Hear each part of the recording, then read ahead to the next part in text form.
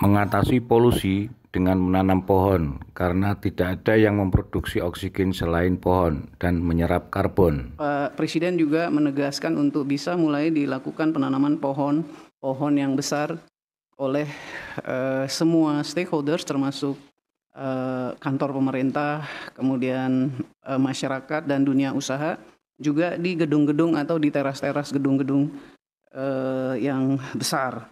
Jadi kita perlu tanam sebanyak-banyaknya. Tadi saya juga diarahkan kalau perlu jarak tanamnya diatur, jangan seperti biasa 3x1 misalnya, tapi cukup 1x1 dan lain-lain. Dari sisi KLHK sendiri, saya tadi melaporkan bahwa sudah dilakukan langkah-langkah penegakan hukum. Jadi tim KLHK sudah operasi di lapangan dengan 100 anggota tim dari 351 industri termasuk PLTU dan PLTD.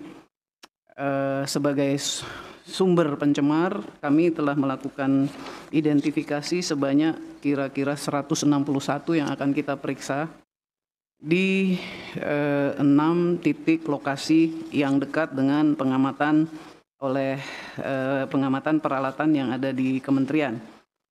Sebab utama polusi adalah BBM fosil. Hasil pembakaran BBM fosil ini akan menghasilkan emisi karbon yang tinggi sehingga menyebabkan polusi udara.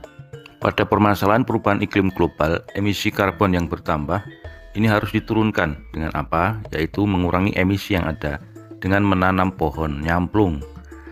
Yang kedua yaitu mengurangi produksi emisi dengan apa? Menurunkan produksi atau menurunkan penggunaan BBM fosil, meningkatkan penggunaan BBM non fosil. Dalam hal ini kami menyarankan menggunakan minyak nyamplung.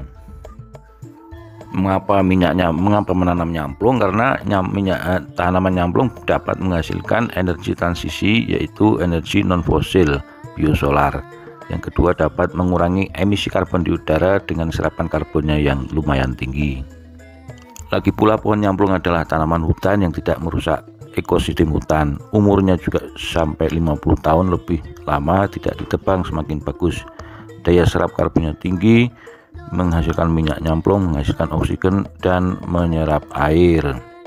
Masih banyak lagi keuntungan sedekah jariah oksigen kepada semua makhluk selama pohon ini juga tidak ditebang. Countries in the world agree that global warming must be suppressed. Tanam pohon nyamplung, menghasilkan green and clean renewable energy.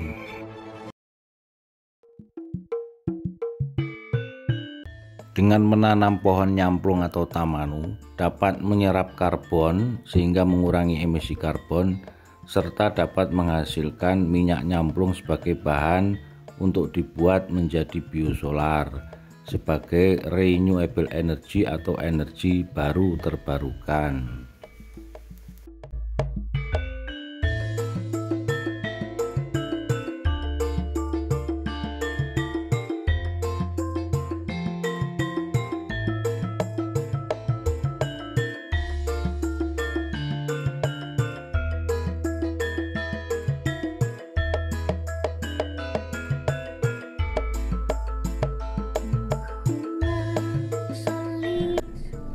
Bapak Menteri menyampaikan apresiasi kepada CNBC Indonesia yang telah menyelenggarakan acara ini dalam rangka mendukung transisi energi hijau.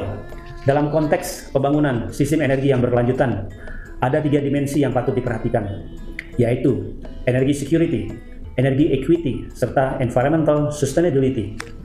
Ketiga dimensi ini membentuk trilema energi yang harus senantiasa dijaga keseimbangannya dalam setiap pertimbangan dan pelaksanaan kebijakan. Hal yang perlu diperhatikan adalah membatasi kenaikan suhu global hingga 1,5 derajat Celcius untuk menghindari dampak bencana global dan perubahan iklim. Untuk itu diperlukan upaya memitigasi perubahan iklim dengan menurunkan emisi karbon atau dekarbonisasi, namun dengan tetap menjaga ketahanan energi. Hal ini menjadikan transisi energi semakin urgent untuk dilaksanakan sebagai arah kebijakan energi nasional ke depan, yaitu transisi menuju energi yang lebih bersih, minim emisi, dan ramah lingkungan. Indonesia telah berkomitmen untuk melakukan penurunan emisi yang dipertegas bahwa Indonesia akan mencapai net zero emission pada tahun 2060 atau lebih cepat dengan bantuan internasional, yaitu melalui transisi energi dengan strategi antara lain Dari sisi supply adalah pengembangan energi baru terbarukan secara masif. Program konversi pembangkit listrik tenaga diesel ke pembangkit listrik energi baru terbarukan.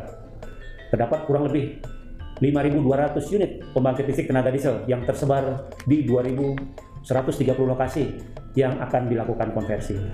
Mandatory biodiesel B30.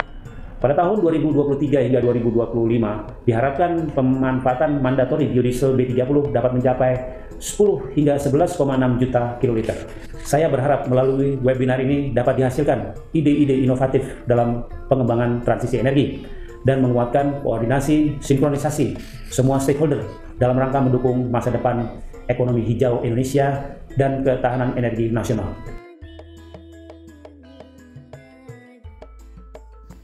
Biodiesel yang dihasilkan dari minyak nyamplung atau minyak tamanu telah memenuhi persyaratan biodiesel utama di Amerika Serikat dan di Eropa.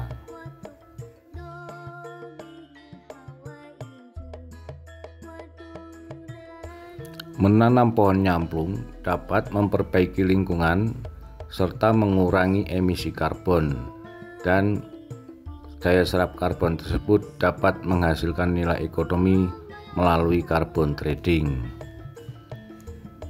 Kami menyebutnya dengan Indonesia Green Gold Project Agroforestry Nyamplung Bioenergy and Dekarbonisasi. Setelah ditanam, 3 tahun kemudian sudah dapat melaksanakan carbon trading. Terima kasih.